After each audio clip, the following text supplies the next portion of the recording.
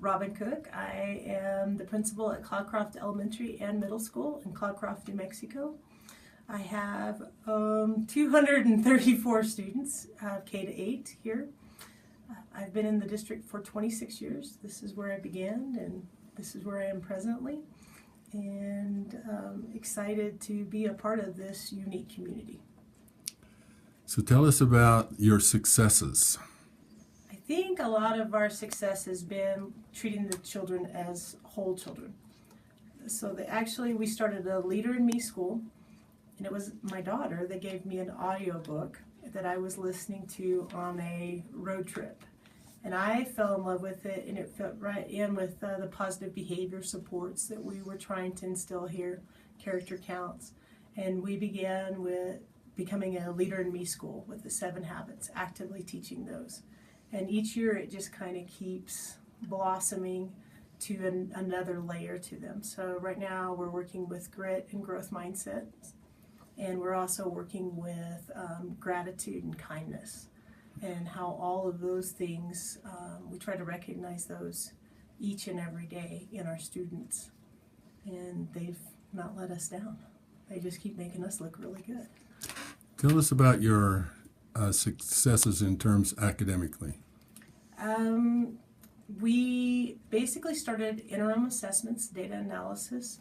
So we just kind of started building on that. Like everybody else, we were using short cycle assessments like Discovery. And then I got lucky enough that somebody dropped out of Paul Bambrick's conference in Santa Fe, and they called me and asked me if I wanted to go, and I said yes. And he very nicely gave us his entire interims that he was giving in his school, which is a 90-90 school, 90% free and reduced and 90% on the park. So we brought him back to Cloudcroft. That was one of the things that we were struggling with such limited number of teachers. Creating our own and something of that kind of rigor was difficult for my teachers, because they don't have a team of teachers to work with. There's one teacher per grade level. And so that was an incredible gift, and we started instituting his interim assessments and having data analysis and creating formative assessments from there, and it has just grown and blossomed. The kids, we tell them all the time that we've been working for 6-7 months to, this is our practice, and park and SBA science are our game day, and we get to show off. We have a large number of students that are 3s, but we have an extraordinary number of 4s and 5s on the park that are not usual in the state of New Mexico. The first year of giving Paul Bambrick's test, we increased by 20% to 45% in every grade level in our park scores. So we think that's successful. How long ago did that? When did you That first? was last year's data. So, the year before. Okay. It would have been 16-17's data.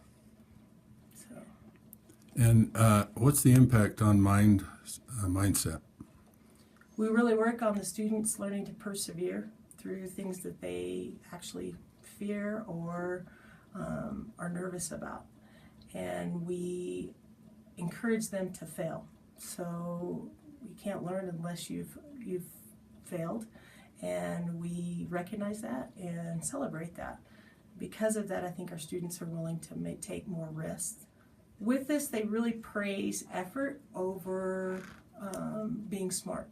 So if you go into one of my classrooms, they're going to be encouraging the students, but at the same time, anytime they see a child put out effort, they're going to praise that effort before they ever praise them just being naturally smart. What this does is get the ones that are naturally gifted moving even further and pushing beyond their comfort zones. It also gets the kids on the other end of the spectrum doing the same thing, because they see the work as a means to get better.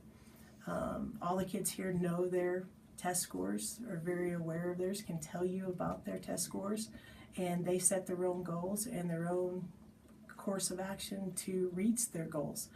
And they're very aware of the daily practice that they're putting in to improve and to reach their goal and be successful.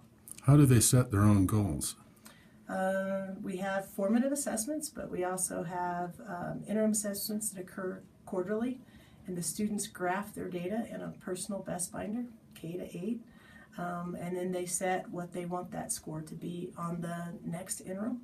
And then as they're going through and graphing their formative assessments, they're checking their progress and what they need to do to reach the goal that they've set for themselves.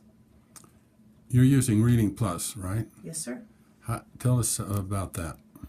In K to 5, the students are using it for, it's really our accelerated program for those students that have done well on Lexia. And there's goals that they set within Reading Plus as well.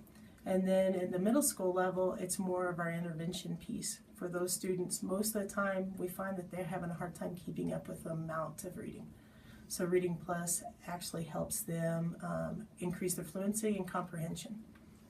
And once we hit that, they're successful in their own right as well. Are most of your students in 5th and up, are they most of them reading on or above grade level? Most of our students are, actually. So, but we believe that every student can improve and every student can learn. So we don't, and that's the nice thing about a small school, it's hard to drop through the cracks here. So we try to give all of those students that extra edge to step above, especially before they go on to our high school as well. How long have you been encouraging the growth mindset?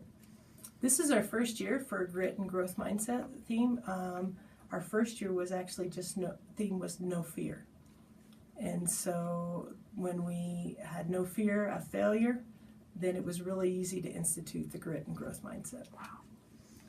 How did you get your teachers in the habit of talking the way you're talking about, encouraging their kids and praising them? How did they get into that habit? I'm pretty lucky to have teachers that are very open-minded, have a growth mindset themselves. So we've done a book study this year on grit. We also did Energy Bus, several of those type of books. And as I'm listening to audiobooks, I come and share it in their PLCs, different clips that I like, and they embrace it just like my kids do. So one of my favorite ones isn't not necessarily an academic success. That's So okay. one of my first years here as principal, I had a student, he was a 6th grader, and he came in, he was a regular in the office, and he came in and said that he would not be making it to high school. He didn't think that he would commit suicide. He didn't think he would be alive.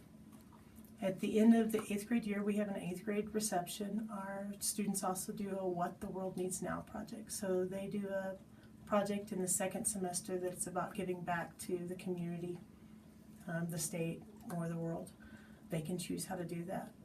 We also have a reception that we just kind of honor all that they have accomplished while being at school here.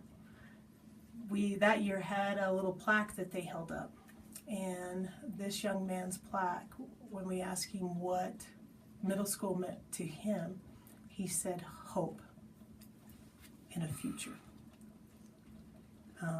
And then when he held up what he was going to do with high school, he said that he had choices and he had the chance for a future. So he's probably one of my favorite stories, because he still had a way to go academically, but he's now succeeding wherever he is because he had hope and perseverance.